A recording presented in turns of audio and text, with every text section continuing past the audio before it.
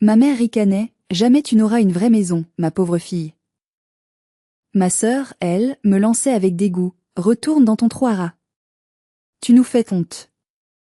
Elle pensait que j'étais finie. Elle pensait que leur cruauté m'avait brisée.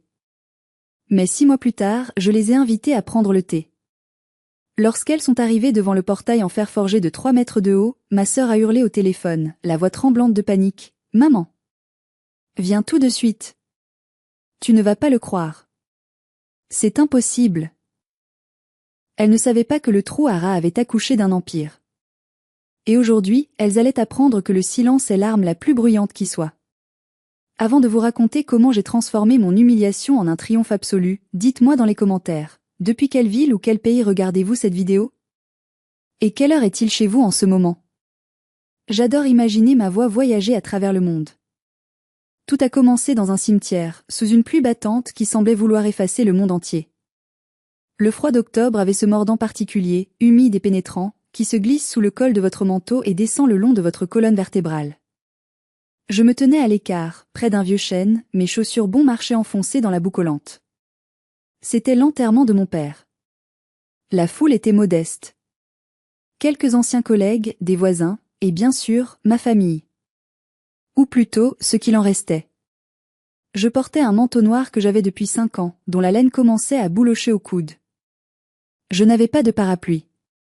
Le mien s'était retourné et cassé à cause d'une rafale de vent 2 rues plus loin. Alors, je laissais l'eau ruisseler sur mes cheveux, sur mes joues, se mêlant à mes larmes silencieuses.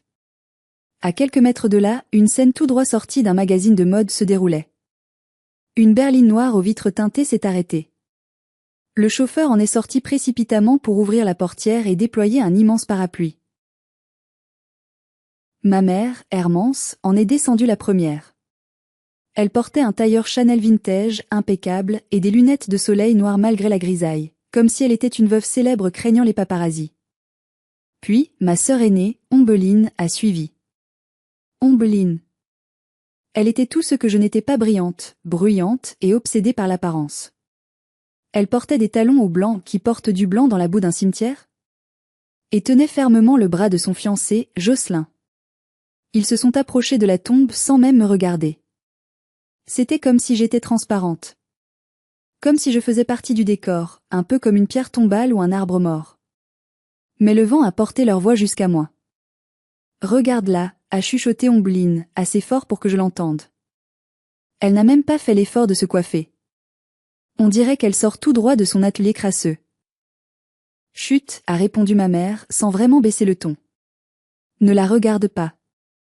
Elle porte l'odeur de l'échec sur elle. C'est gênant pour nous. Jocelyn a ricané. Elle aurait au moins pu nettoyer ses chaussures. C'est irrespectueux pour ton père. J'ai baissé les yeux vers mes bottines.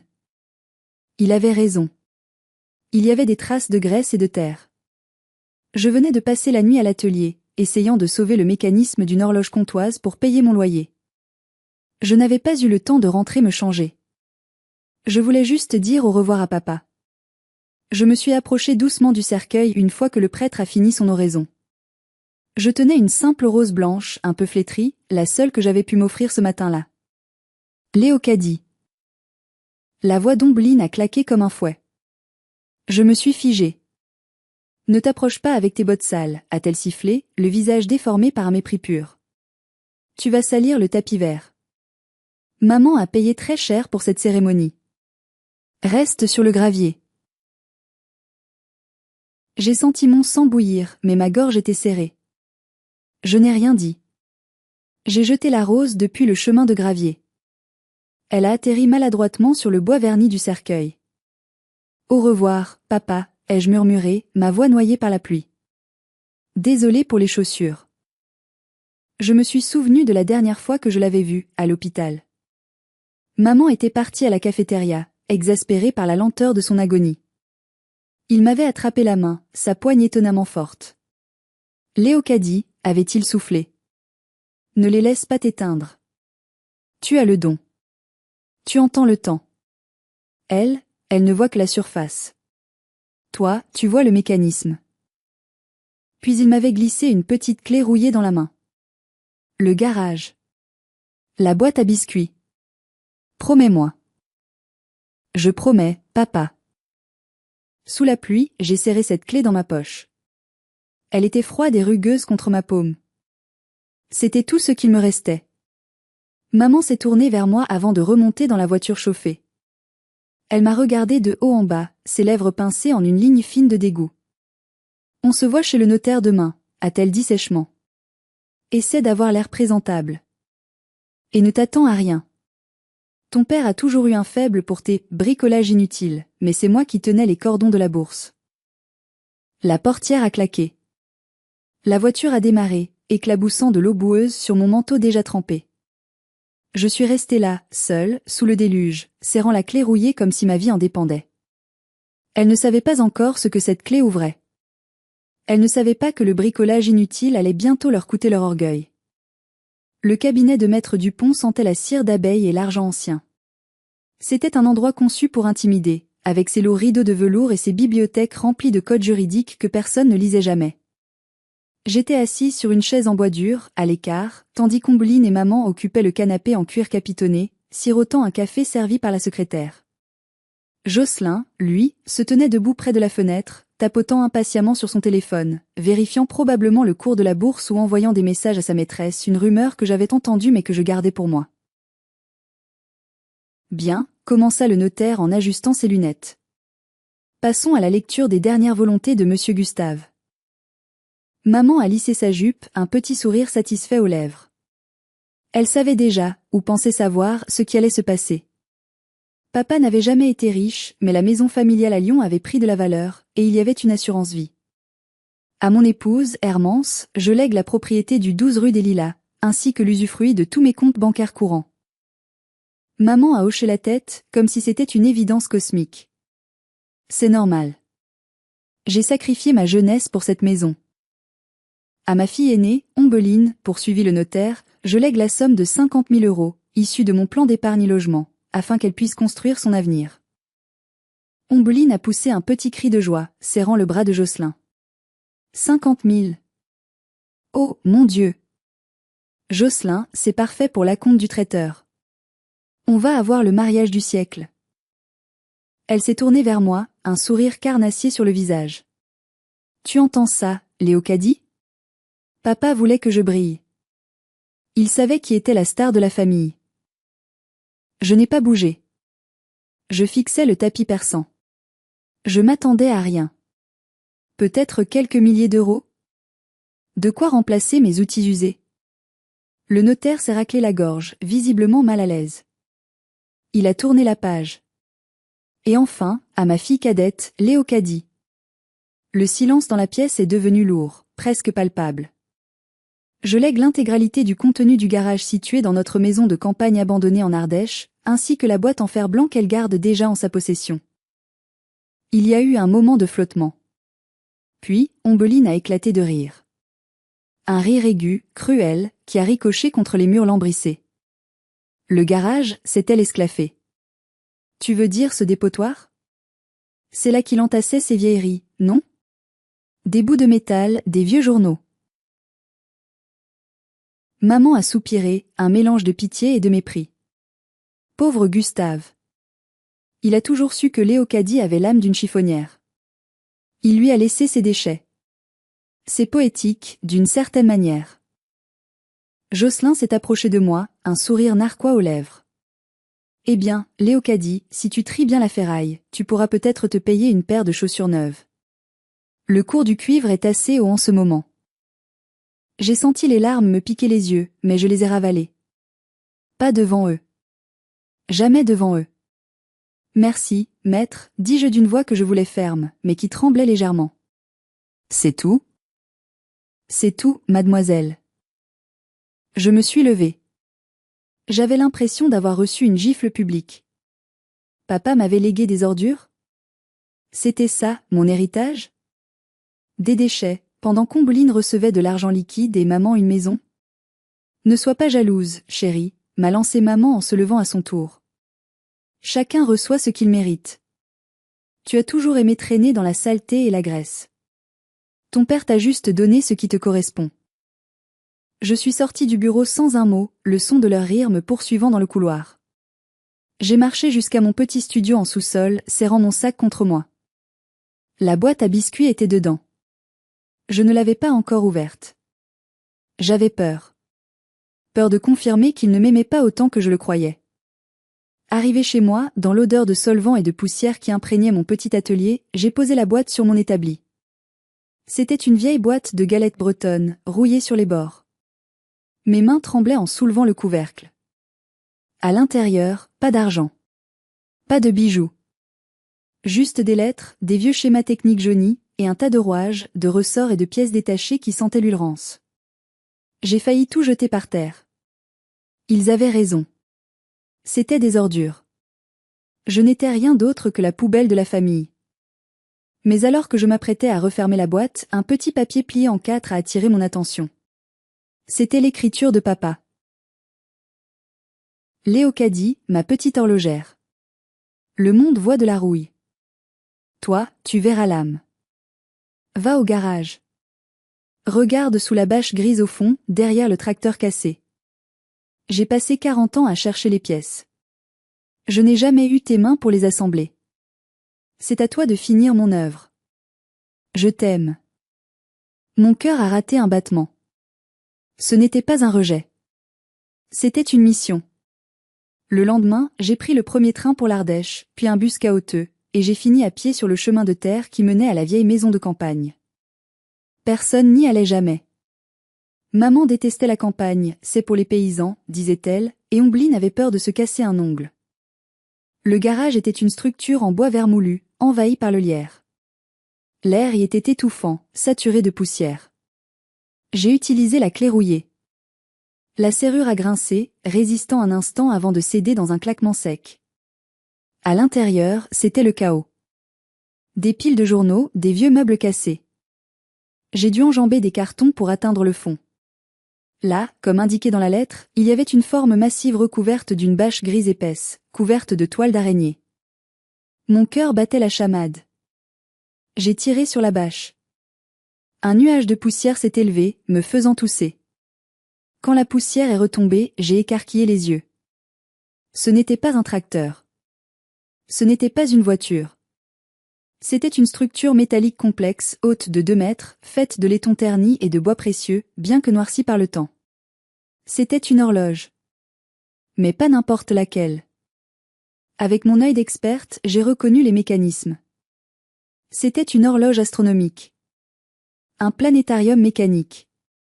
Je me suis approché, passant mes doigts sur les gravures. Et là, caché sous une couche de crasse, j'ai vu la signature gravée, Anti-janvier, 1789. J'ai dû m'asseoir sur un vieux pneu pour ne pas tomber. Anti-janvier. L'un des plus grands horlogers de l'histoire. Cette pièce, on la croyait perdue, détruite pendant la Révolution. Papa avait passé sa vie à rassembler les morceaux, à la cacher, pièce par pièce, dans ce garage, sous le nez de maman qui ne voyait que des ferrailles. Il ne m'avait pas laissé des déchets. Il m'avait laissé un trésor. Un trésor en kit, certes, brisé et incomplet, mais un trésor inestimable. Je savais que tu viendrais. J'ai sursauté. Dans l'encadrement de la porte, une silhouette se découpait à contre-jour. C'était l'oncle Ambroise, le frère de papa. Celui que la famille traitait de fou parce qu'il vivait seul dans une cabane en forêt. Oncle Ambroise? Tu savais? Il est entré, s'appuyant sur sa canne. Il a souri, un sourire édenté mais chaleureux. Ton père et moi, on a passé des nuits entières ici. Il achetait les pièces dans les brocantes, une par une, pour quelques francs, en faisant croire à ta mère qu'il achetait des outils de jardinage. Il a posé sa main sur mon épaule. Il disait toujours, Hermance la vendrait pour s'acheter des fourrures. Ombline la vendrait pour une voiture de sport. Mais Léocadie la fera chanter à nouveau. J'ai regardé la machine silencieuse. C'était un défi monumental. Des centaines d'heures de travail. De la précision chirurgicale. De la chimie pour nettoyer le laiton sans l'abîmer. Ça vaut combien? Ai-je demandé, la voix étranglée. Ambroise a haussé les épaules. En l'état? Pas grand-chose. Un tas de ferraille, comme a dit ta sœur. Mais si tu la restaures. Si tu la fais fonctionner. Il m'a regardé droit dans les yeux. C'est inestimable. Plusieurs millions, ma petite. Plusieurs millions. J'ai pensé au sourire suffisant d'Ombline. Au mépris de ma mère. À mes chaussures pleines de boue. À mon loyer en retard. Dites-moi franchement dans les commentaires, à ma place, auriez-vous appelé votre famille pour leur dire la vérité? Auriez-vous partagé cet héritage avec ceux qui vous ont traité comme une moins que rien? Soyez honnête, je lis tout. Moi, j'ai pris une décision à cet instant précis. J'ai regardé oncle Ambroise. Personne ne doit savoir, ai-je dit. Je vais la restaurer. Ici, la nuit. Et quand elle sera vendue, ce sera ma revanche. Ambroise a souri. Je te prêterai ma lampe à pétrole. Au travail, Léocadie. C'était le début de ma double vie. Le jour, j'étais la pauvre fille en deuil. La nuit, j'étais l'architecte de mon propre destin. Les 6 mois qui ont suivi ont été un enfer physique et mental. J'ai menti à tout le monde. J'ai dit à ma mère que je prenais une retraite spirituelle à la campagne pour faire mon deuil. Elle a ricané au téléphone. C'est ça, va pleurer avec les vaches.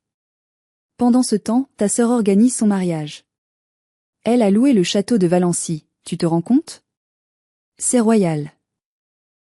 Je vivais dans le garage. Je dormais sur un matelas pneumatique percé. Je mangeais des conserves froides. Mes mains étaient constamment tachées d'huile noire, mes ongles cassés, ma peau irritée par les solvants chimiques. Chaque pièce de l'horloge devait être démontée, nettoyée au bain à ultrasons, polie à la main, et parfois, je devais refaire une dent d'engrenage à la lime, au millimètre près. C'était un travail de titan. Il y a eu des nuits où j'ai pleuré de fatigue, où j'ai voulu tout abandonner. Une nuit, vers 3 heures du matin, alors que j'essayais de réaligner le mécanisme planétaire, mon téléphone a vibré. C'était Ombline. Allô, ma voix était rauque. Léocadie. Devine quoi? Elle ne m'a même pas demandé comment j'allais. J'ai trouvé ma robe. Une Vera Wang sur mesure. Ça coûte 12 000 €, mais maman a dit que c'était un investissement pour mon image. Et toi? Tu fais quoi dans ta boue? Tu as trouvé un mari fermier? J'ai regardé l'engrenage en or massif que je tenais entre mes pinces. Il brillait sous la lumière de la lampe. Non, Ombeline. Je travaille. Tu es d'un ennui mortel. Bref, n'oublie pas, le mariage est dans 2 mois. Essaie de ne pas nous faire honte. Jocelyn a invité des investisseurs importants. Elle a raccroché. J'ai raccroché aussi. Et j'ai remis l'engrenage en place. Clic. Soudain, un bruit. Tic. Tac. Tic. Tac. Le cœur de l'horloge s'était remis à battre. Pour la première fois depuis 2 siècles. Le son était pur, régulier, comme une musique céleste. J'ai vu les petites planètes en argent commencer leur rotation lente autour d'un soleil en or. J'ai pleuré. Pas de tristesse, mais de pure joie. J'avais réussi. 2 semaines plus tard, j'ai contacté un expert renommé de Genève, un ami de mon ancien professeur. Il est venu en personne, en grand secret. Quand il est entré dans le garage et qu'il a vu l'horloge restaurée, brillant de 1000 feux au milieu du fatras, il a tombé sa mallette. Mon Dieu, a-t-il murmuré. C'est l'astronome perdu. C'est le Saint Graal. La vente s'est faite discrètement, via une maison d'enchères privée à Zurich, pour éviter que la nouvelle ne s'ébruite dans les journaux grand public. L'acheteur était un musée privé au Qatar. Le montant final, après déduction des frais et des taxes, a été viré sur un compte offshore que j'avais ouvert pour l'occasion. Je me souviens du moment où j'ai ouvert l'application bancaire sur mon téléphone fissuré. Mes mains tremblaient tellement que j'ai failli le laisser tomber. Solde, 4 250 000 €. 4 250 000 €. J'ai regardé mes mains sales. J'ai regardé mes bottes trouées. J'ai regardé le garage en ruine. J'étais riche. Plus riche qu'Ombline ne le serait jamais. Plus riche que maman n'avait jamais rêvé de l'être. J'aurais pu acheter une Ferrari. J'aurais pu partir aux Bahamas. Mais ce n'était pas mon plan. L'argent n'était pas une fin en soi. C'était une munition. Et j'avais une cible très précise en tête. J'ai composé le numéro d'une agence immobilière de luxe spécialisée dans les biens historiques. Bonjour, dis-je, ma voix soudainement claire et autoritaire, dépouillée de toute hésitation. Je suis intéressé par une propriété dans la région du Beaujolais. Le château de Valency. Oui, je sais qu'il n'est pas officiellement à vendre. Mais tout est à vendre quand on a le bon prix. C'était le château qu'Ombeline voulait louer pour son mariage. Le jeu commençait. Je suis rentré à Lyon, gardant mon secret scellé comme un coffre-fort. Je suis retourné dans mon appartement en sous-sol. Je n'ai rien changé à mon apparence. J'ai continué à porter mes vieux pulls. La semaine suivante, Ombeline m'a convoqué pour l'essayage final de sa robe. Tu viens, mais tu restes en retrait, m'a-t-elle ordonné au téléphone. J'ai besoin de quelqu'un pour porter la traîne et m'aider à enfiler mes chaussures. Maman a mal au dos. Je suis allée à la boutique de luxe. Les vendeuses m'ont regardé comme si j'étais une erreur de casting. L'une d'elles m'a même tendu un sac poubelle en disant « Tenez, pour jeter les emballages, mademoiselle la stagiaire. » Je n'ai rien dit. J'ai pris le sac. J'ai aidé Ombeline à entrer dans sa robe meringue. Elle se regardait dans le miroir, extatique. Je suis une princesse. Jocelyn va être fou. Et le château? Ah, le château de Valency. Tu as vu les photos, Léocadie? C'est le lieu le plus exclusif de France. C'est magnifique, ai-je dit doucement, en ajustant l'ourlet à ses pieds. Oui, bon, fais attention avec tes mains rugueuses, tu vas accrocher la soie, a-t-elle crié en retirant son pied. Elle m'a donné un petit coup de pied, par accident, sur l'épaule. Oups. Désolée. Mais sérieusement, mets de la crème. Tu as des mains de maçon. Maman, assise sur un fauteuil Louis XV, sirotait une coupe de champagne. Ne sois pas dur avec elle, Ombeline. Léocadie a son utilité. Il faut bien des gens pour nettoyer la boue pour que les reines puissent marcher sans se salir. Elles ont ri toutes les deux. Ce rire complice qui m'avait hanté toute mon enfance. J'ai baissé la tête pour cacher mon sourire. Un sourire froid, tranchant. Profitez bien, reine d'un jour. Un peu plus tard, alors qu'Ombeline se changeait, je suis allée aux toilettes. En passant près de la réserve, j'ai entendu une voix familière. C'était Jocelyn. Il était au téléphone, de dos. Oui, bébé, je sais. C'est chiant. Mais elle a touché un petit héritage et sa mère a du bien. Une fois mariée, je gère ses comptes, je prends ce qu'il y a à prendre pour éponger mes dettes de jeu, et on verra après. C'est une dinde, elle ne verra rien. Je t'aime, Chloé. Je me suis figée. Jocelyn n'aimait pas Ombeline. Il l'épousait pour l'argent qu'elle n'avait même pas vraiment, puisqu'elle dépensait tout pour ce mariage. C'était une double escroquerie. J'aurais pu entrer dans la cabine et tout dire à Ombeline. Je l'aurais sauvée. Mais je me suis souvenu du coup de pied. Je me suis souvenu du trou à rats. Je me suis souvenu de l'enterrement de papa. J'ai sorti mon téléphone et j'ai lancé l'enregistrement vocal. J'ai enregistré les 30 dernières secondes de sa conversation. Puis, je suis retournée dans le salon d'essayage, le visage impassible. Tout va bien, a demandé maman. Très bien, ai-je répondu. Je pensais juste à l'avenir. L'avenir? Ombeline est sortie, radieuse. Mon avenir est tout tracé. Je vais être madame de Valency le temps d'un week-end. Et toi, tu seras toujours Léocadie la bricoleuse. Si elle savait. Le soir même, j'ai reçu un appel de mon agent immobilier. Mademoiselle, dit-il d'une voix respectueuse. Le propriétaire du château de Valency a accepté votre offre.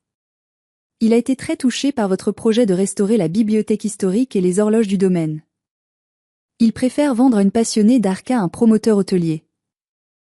Et pour la clause de confidentialité? Absolue. Jusqu'à la signature finale. Parfait. Préparez les papiers. Je paie comptant. J'ai raccroché. J'ai regardé le plafond fissuré de mon studio. Ombeline pensait qu'elle allait louer le château. Elle avait déjà envoyé les invitations. Mariage au château de Valency. Ce qu'elle ne savait pas, c'est que le château avait changé de propriétaire ce matin même. Et la nouvelle châtelaine n'avait aucune intention de louer sa demeure pour le cirque de sa sœur. Le piège était en place. 2 jours plus tard, la bombe a explosé. J'étais à l'atelier en train de polir une montre Gousset, quand mon téléphone a explosé de notifications. Le groupe WhatsApp familial Mariage Ombeline. Ombeline, c'est une blague? Ombeline, ILSONT annulé. Ils ont annulé ma réservation. Maman, calme-toi chérie, que se passe-t-il? Ombeline, le gérant du château vient de m'appeler. Il dit que le domaine a été vendu hier. Et le nouveau propriétaire refuse toutes les locations commerciales. Il veut en faire une résidence privée. Je vais tuer quelqu'un. J'ai relu les messages, savourant chaque majuscule, chaque point d'exclamation. Je pouvais imaginer Ombeline, le visage rouge, hurlant dans son appartement design, loué, lui aussi. J'ai attendu 10 minutes avant de répondre. Moi, oh non. C'est terrible. Tu as déjà envoyé les invitations, non? Ombeline, la ferme Léocadie. Tu ne comprends rien. C'est une catastrophe. Tout le monde sait que c'était à Valency. Je passe pour quoi maintenant? Une clocharde? Jocelyn est furieux. Jocelyn n'était pas furieux. Il était paniqué. Sans le mariage prestigieux, il ne pouvait pas éblouir ses investisseurs potentiels. J'ai laissé la panique monter pendant 24 heures. Ombeline a posté des stories Instagram en pleurs, menaçant de faire un procès au château. Bonne chance, le contrat de location n'était pas encore signé, c'était juste une option. Maman appelait tous ses contacts, mais personne ne pouvait trouver un lieu de ce standing à un mois de la date. C'était le moment. J'ai tapé un message dans le groupe. Moi, écoutez. Je sais que ça ne vaut pas Valency, mais j'ai déménagé récemment. J'ai trouvé un endroit un peu plus grand grâce à une avance sur mon travail. Ce n'est pas un château, mais il y a un grand jardin et de la place pour une réception. Si vous voulez venir voir, peut-être que ça peut dépanner en attendant? Silence radio pendant 5 minutes.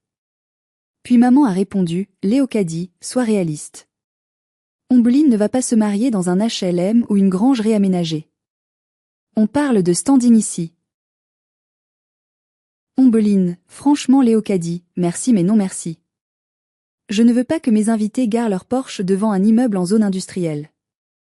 J'ai insisté, jouant la carte de l'humilité. Moi, je comprends. Mais venez juste prendre le thé. Ça vous changera les idées. Et puis, c'est sur la route des vins, c'est joli en cette saison. S'il vous plaît. Pour une fois que je peux recevoir. Elles ont dû en discuter en privé. Probablement pour se moquer de moi. Allons voir le taudis de Léocadie, ça nous fera relativiser notre malheur. Finalement, Ombeline a répondu, ok. On passe cet après-midi. Mais juste pour 30 minutes. J'ai besoin de me défouler et de rire un peu. Rire un peu. J'ai souri en posant mon téléphone. Oui, Ombeline. Tu vas rire. Ou pleurer. Je ne suis pas sûre de la réaction physiologique exacte qui se produit quand l'ego se brise en 1000 morceaux. J'ai pris ma voiture. Pas une Mercedes de location. Une petite citadine discrète. J'ai roulé jusqu'au Beaujolais. Arrivé devant le château de Valency, les gardes m'ont salué. Bonjour, mademoiselle la propriétaire. J'ai conduit jusqu'à l'allée principale. Le château était majestueux, avec ses tours en pierre dorée, ses toits en ardoise, et ses hectares de vignes qui s'étendaient à perte de vue. C'était un chef-d'œuvre. Et c'était à moi. Je suis montée dans ma chambre la suite royale. J'ai troqué mes jeans et mon pull contre une robe en soie bleu nuit, simple mais d'une coupe parfaite, et j'ai attaché mes cheveux. J'ai mis le collier de perles que j'avais racheté chez un antiquaire, celui-là même que maman avait vendu après la mort de grand-mère pour payer les cours de danse d'Ombeline. Je suis descendue dans le salon de thé, face au jardin à la française. Marcel, dis-je au majordome que j'avais engagé. Préparez le service en argent. Et sortez les macarons. Mes invités arrivent. J'ai regardé l'heure sur la pendule Louis XIV que j'avais moi-même réparée la veille. Tic. Tac. L'heure de la justice avait sonné. J'ai suivi leur progression grâce à la localisation partagée qu'Ombeline m'avait envoyée, pour que tu saches quand préparer le café soluble. Je les imaginais dans la voiture. C'est où ce trou perdu, devait rager Ombeline. Le GPS nous fait sortir de l'autoroute. On s'enfonce dans la campagne. Je te l'avais dit, maman. Elle habite dans une ferme. Ça va puer le fumier. Maman devait essayer de la calmer. Au moins, on pourra lui dire en face qu'elle est ridicule. Ça me fera du bien de remettre les choses à leur place. Depuis la mort de ton père, elle a pris un peu trop de confiance. Jocelyn conduisait. Je voyais le point bleu de leur voiture approcher de la route départementale des 45. Puis, ils ont tourné sur l'allée des Soupirs. C'est une route privée, bordée de platanes centenaires, qui ne mène qu'à une seule adresse, le domaine de Valency. J'imagine le silence s'installer dans la voiture. Le GPS déconne, a dû dire Jocelyn. Ça indique qu'on arrive, mais il n'y a rien ici. Juste des vignes et des murs en pierre. C'est peut-être la maison du gardien, a suggéré Ombeline avec espoir. Oui, ça doit être ça. Elle a dû trouver un job de concierge pour le domaine. C'est tout à fait elle, ça. Logé, blanchi, en échange de frotter les parquets. Cette idée a dû les rassurer. Léocadie la domestique. Léocadie la servante. C'était un rôle qu'ils acceptaient. Ça confortait leur vision du monde. Le point bleu s'est arrêté devant la grille d'honneur. C'est une grille monumentale, noire et or, surmontée des armoiries de la famille Valency, que j'avais fait restaurer. Il y a un interphone vidéo dernier cri. J'étais dans le salon, regardant l'écran de contrôle. Je voyais la Mercedes s'arrêter. Jocelyn a baissé la vitre. Il avait l'air confus. Ombeline a sorti la tête. Elle regardait autour d'elle, cherchant une petite maison, une cabane, n'importe quoi qui ressemble à de la pauvreté. Mais il n'y avait que la grandeur. Elle a pris son téléphone. C'est là qu'elle m'a appelé. Je n'ai pas décroché. J'ai appuyé sur le bouton parler de l'interphone. Bonjour, dis-je. Ma voix a résonné, amplifiée par les haut-parleurs cachés dans les piliers de pierre. Ils ont sursauté. Léocadie? La voix d'Ombeline était aiguë, déformée par l'incompréhension. On est devant une grille immense. Le GPS dit que c'est là. Tu es où? Tu es à la loge du gardien? Ouvre-nous, on n'a pas toute la journée. Je ne suis pas à la loge, répondis-je calmement. Avancez jusqu'au perron principal. Le majordome garera votre voiture. Le quoi? J'ai appuyé sur le bouton d'ouverture. Les lourds battants en fer forgé se sont ouverts dans un silence parfait, j'avais moi-même huilé les gonds la veille. Un mouvement lent, majestueux, qui dévoilait l'allée de gravier blanc menant au château. La Mercedes n'a pas bougé pendant 10 secondes. Ils étaient tétanisés. Puis, lentement, comme dans un rêve, la voiture a avancé. Je les ai regardés remonter l'allée. J'ai vu le visage d'Ombeline collé à la vitre, la bouche ouverte. Elle passait devant les fontaines, devant les statues, devant la roseraie en fleurs. Elle passait devant le lieu même où elle rêvait de se marier. Le lieu qu'il avait rejeté. Elle ne comprenait toujours pas. Son cerveau refusait d'accepter l'information. Pour elle, c'était impossible. La voiture s'est arrêtée devant le grand escalier en pierre à double volée. Marcel, mon majordome, un ancien acteur à la retraite que j'avais embauché pour son charisme, a ouvert la portière de maman avec une courbette théâtrale. Bienvenue au château de Valency, madame. Mademoiselle Léocadie vous attend dans le grand salon bleu. C'est à ce moment précis, comme je l'avais prédit dans le titre de cette histoire, qu'Ombeline a craqué. Elle est sortie de la voiture, a trébuché sur le gravier, et a hurlé dans son téléphone, pensant peut-être appeler quelqu'un à l'aide, ou juste pour entendre sa propre voix confirmer la réalité. Maman. C'est pas possible. C'est le château. C'est lui. J'ai ouvert la grande porte d'entrée en chêne massif. Je me tenais là, encadré par la lumière dorée du lustre en cristal de baccarat qui pendait 3 mètres au-dessus de ma tête. Bonjour, maman. Bonjour, Ombeline. Vous êtes en retard pour le thé. Le silence qui a suivi mon apparition était absolu. Même les oiseaux semblaient s'être tus pour observer la scène. Maman s'est agrippée au bras de Jocelyn pour ne pas tomber. Ses lunettes de soleil ont glissé sur son nez. Elle me regardait comme si j'étais un fantôme ou une extraterrestre. Léocadie, a-t-elle coassé? Qu'est-ce que tu fais ici? Tu as cambriolé les lieux? Tu vas nous attirer des ennuis. C'était sa première réaction. Pas de la fierté. Pas de la surprise. De la peur et de l'accusation. Pour elle, je ne pouvais être ici que par effraction. J'ai souri, un sourire doux et terrible. Entrez, je vous en prie. Il fait un peu frais dehors. Je me suis retournée, mes talons claquant sur le sol en marbre à damier noir et blanc du vestibule.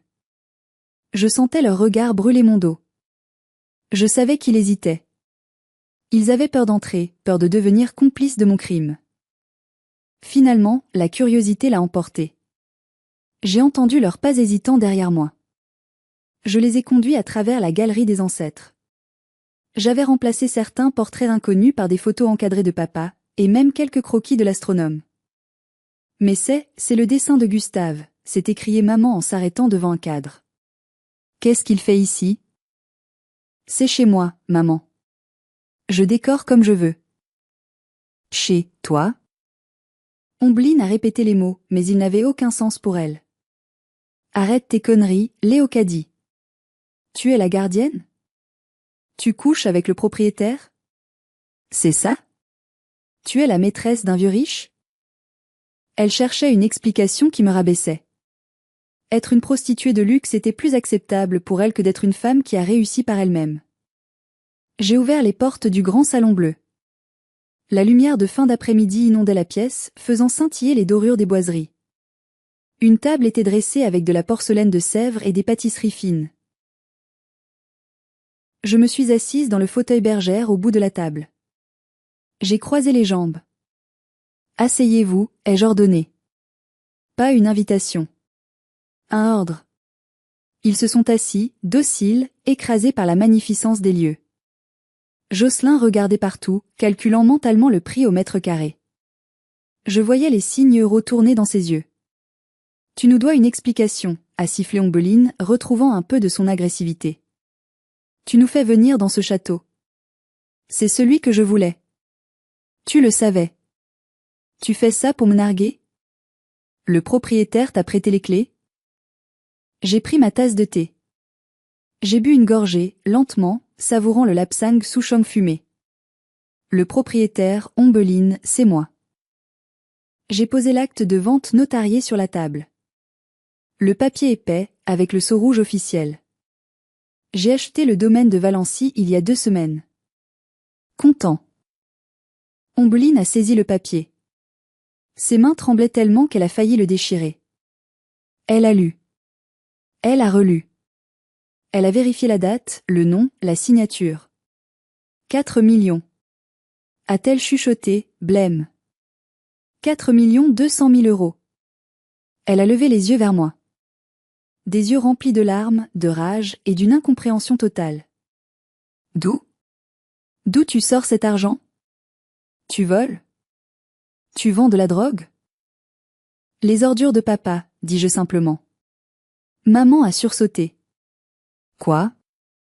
Le garage. La ferraille. Ce que tu appelais des déchets. C'était une horloge astronomique perdue du XVIIIe siècle. Je l'ai restaurée. Je l'ai vendue.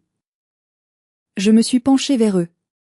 Pendant que vous riez de mes bottes sales à l'enterrement, je portais 3 millions d'euros potentiels dans ma tête.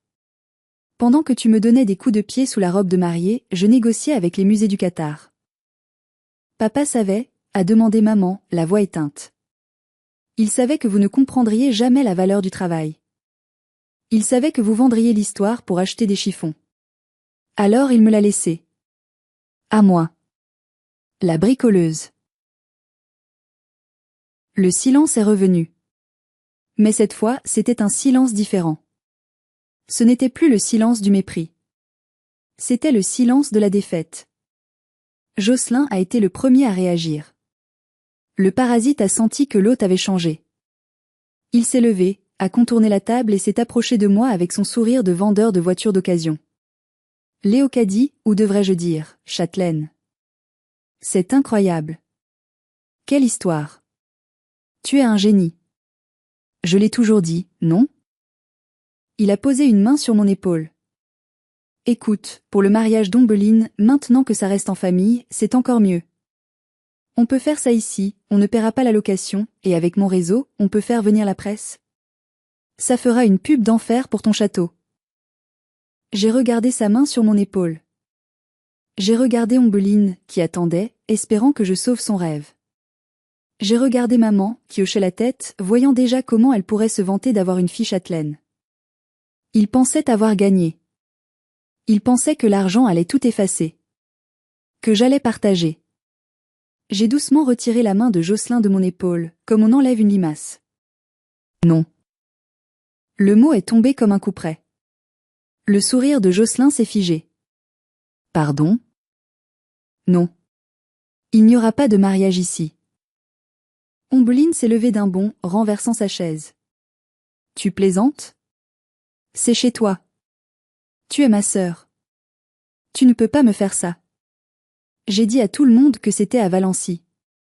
Si tu ne me laisses pas faire le mariage ici, je suis morte socialement. Tu aurais dû y penser avant de me traiter de ratée, Ombeline. Tu aurais dû y penser avant de m'utiliser comme paillasson. C'était pour rire, a-t-elle crié, les larmes coulant sur son maquillage parfait. On est une famille. On se charrie, c'est tout. Maman, dis-lui.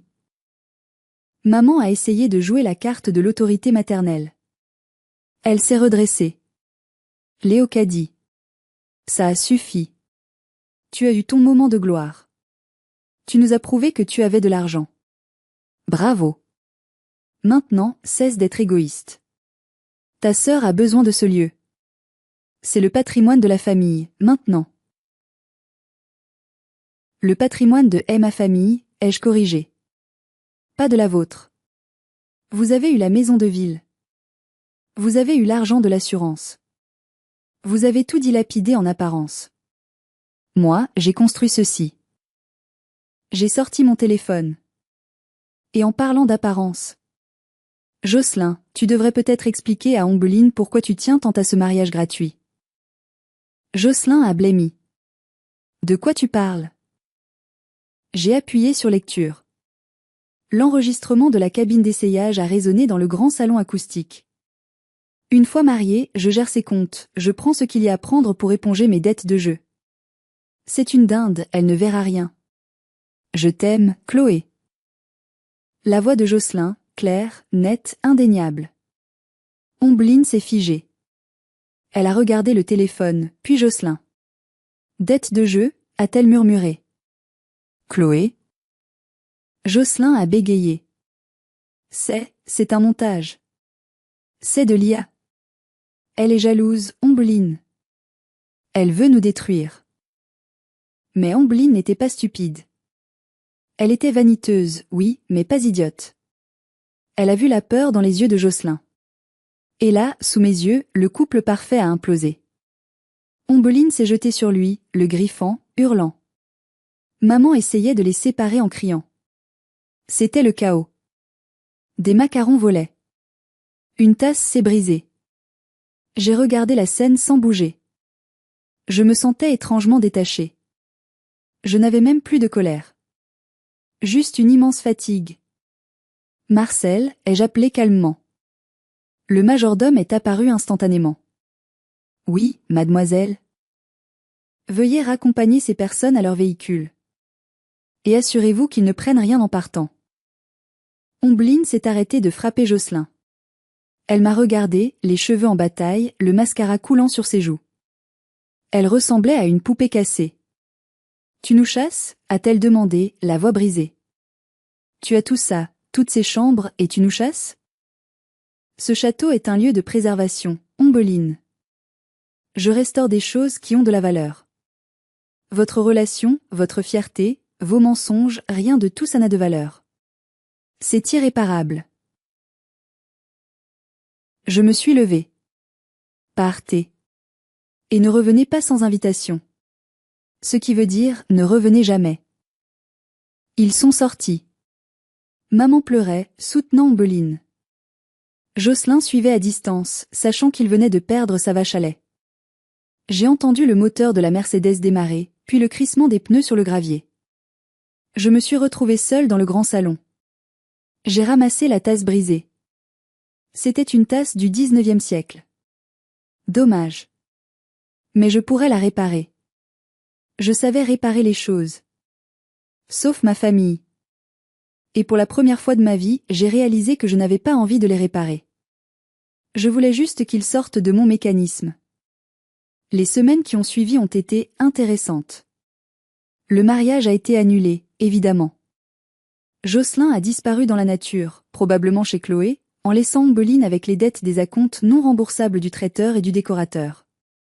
Maman a dû vendre la maison de ville, celle de papa, pour payer les dettes d'Ombeline et éviter la faillite personnelle. Elles ont emménagé ensemble dans un petit 3 pièces en banlieue. L'ironie du sort a voulu que ce soit dans le même quartier où je vivais avant. Mon téléphone n'arrêtait pas de sonner. Maman. Ombeline. Des cousins éloignés que je n'avais pas vus depuis 10 ans. Léocadie, on est ta famille. Léocadie, maman a besoin de médicaments. Léocadie, Ombeline fait une dépression, elle a besoin de vacances, tu pourrais lui prêter l'aile ouest. J'ai pris une décision. La dernière étape de ma guérison. Je suis allée les voir. Une dernière fois. Je suis arrivée devant leur immeuble gris. J'ai garé ma voiture, une belle voiture cette fois, je me l'étais autorisée. Je suis montée au 4e étage sans ascenseur. L'appartement sentait le chou et le renfermé. Maman était assise sur un canapé usé, l'ombre de la femme élégante qu'elle était. Ombeline était en pyjama à 14 heures, les yeux gonflés. Quand elles m'ont vue, une lueur d'espoir s'est allumée dans leurs yeux. L'espoir du chéquier. Tu es venue nous aider, s'est exclamée maman. Je savais que tu avais bon cœur. On peut déménager quand? Je suis restée debout. Je n'ai pas enlevé mon manteau. Je ne suis pas venue vous emmener, dis-je. J'ai posé une enveloppe sur la table basse. Voici un chèque. Il couvre le loyer de cet appartement pour 2 ans, et une assurance santé complète pour toi, maman. J'ai aussi réglé les créanciers les plus urgents d'Ombeline. Ombeline a saisi l'enveloppe. Combien? Elle a regardé le montant. C'était généreux. Très généreux. Mais ce n'était pas des millions. C'est tout, a-t-elle craché. Tu as des millions et tu nous donnes des miettes? Ce ne sont pas des miettes, Ombeline. C'est la sécurité. C'est ce que papa aurait voulu.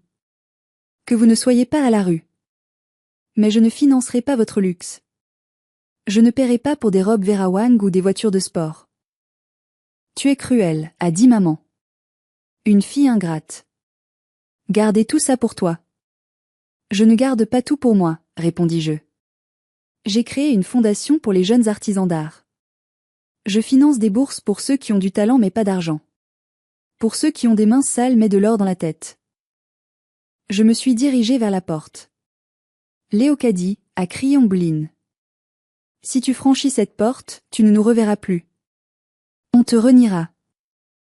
Je me suis arrêtée. J'ai tourné la poignée. Ombeline, dis-je doucement. Vous m'avez renié le jour où vous m'avez laissé sous la pluie à l'enterrement de papa. Aujourd'hui, je ne fais qu'officialiser les choses. J'ai ouvert la porte. Adieu. En descendant les escaliers, je me sentais légère. Plus légère que je ne l'avais jamais été. J'avais coupé le lien toxique. J'avais payé ma dette morale envers papa en assurant leur survie, mais j'avais refusé de sacrifier mon bonheur pour leur vanité. J'ai appris plus tard, par des connaissances communes, la suite de leur histoire. Ombeline a essayé de maintenir les apparences pendant un temps, racontant à qui voulait l'entendre que sa sœur la suppliait de venir gérer le château mais qu'elle refusait par principe. Personne ne l'a cru. Elle a fini par trouver un travail de vendeuse dans une parfumerie de chaîne. Elle, qui méprisait les petites mains, devait maintenant servir des clientes toute la journée. On m'a dit qu'elle regardait les chaussures des clientes avec envie. Maman est devenue aigrie, racontant à ses voisines que sa fille cadette lui avait volé l'héritage de son mari. Mais les voisins voyaient bien qui payait le loyer et les soins. La vérité finit toujours par se savoir. Quant à moi, je suis retournée à Valency. Le château n'était pas vide. Il était rempli de vie. J'avais transformé les écuries en ateliers pour mes boursiers. Il y avait le bruit des marteaux, l'odeur du bois et du vernis, le rire des jeunes apprentis qui apprenaient à restaurer la beauté du monde. Oncle Ambroise est venu habiter dans la maison du gardien, la vraie, celle qui est charmante et confortable. Il s'occupait du potager et racontait des histoires de papa aux étudiants. Un soir, je suis montée dans la tour de l'horloge du château. J'avais installé l'astronome, mon chef-d'œuvre, au centre de la bibliothèque. Elle tournait doucement. Les planètes s'alignaient. J'ai pensé à papa. J'ai pensé à la clé rouillée. J'ai pensé à la boue sur mes chaussures. J'avais transformé la boue en or. Pas par magie. Par travail. Par résilience. J'ai regardé par la fenêtre. Le soleil se couchait sur mes vignes. C'était beau. C'était calme. Et surtout, c'était à moi. Vraiment à moi. Je suis Léocadie. Je suis horlogère. Je suis châtelaine. Mais avant tout, je suis libre. On me demande souvent si je regrette. Si je regrette de ne pas avoir ouvert ma porte à ma famille, de ne pas avoir partagé mon toit avec elle. Après tout, le sang est plus épais que l'eau, non? C'est faux. L'huile est plus épaisse que l'eau. L'huile de coude. L'huile des mécanismes. Le lien qu'on crée par l'effort et le respect mutuel est plus fort que le hasard de la génétique. J'ai choisi ma famille. C'est Ambroise. C'est mes étudiants. C'est Marcel le majordome qui me fait rire avec ses imitations. Ma mère et ma sœur m'ont appris une leçon précieuse, malgré elles. On ne peut pas forcer les gens à nous aimer, mais on peut les forcer à nous respecter. Et si le respect ne vient pas, on peut construire un mur assez haut et assez beau pour ne plus avoir à les entendre. Aujourd'hui, quand il pleut, je sors parfois dans le parc. Je n'ai pas de parapluie. Je laisse l'eau couler sur mon visage. Mais maintenant, je porte des bottes en caoutchouc de bonne qualité. Et je souris. Parce que je sais que cette pluie arrose mes roses et non mes larmes. Et vous? Si vous aviez été à ma place, auriez-vous pardonné? Auriez-vous laissé Ombeline faire son mariage au château pour la paix des familles? Ou auriez-vous, comme moi, claqué la porte dorée au nez de ceux qui vous ont méprisé? Dites-le moi dans les commentaires. J'ai hâte de lire vos histoires de revanche et de justice. Merci d'avoir écouté mon histoire. Si elle vous a touché, si vous avez ressenti cette petite étincelle de satisfaction quand la vérité a éclaté, alors laissez un j'aime et abonnez-vous. Partagez cette vidéo avec quelqu'un qui a besoin de savoir qu'on peut partir de rien et tout construire. Je suis Léocadie, et je vous dis à bientôt pour une nouvelle histoire. Prenez soin de vous, et n'oubliez jamais, la valeur d'une personne ne se mesure pas à la propreté de ses chaussures, mais à ce qu'elle est capable de construire avec ses mains sales.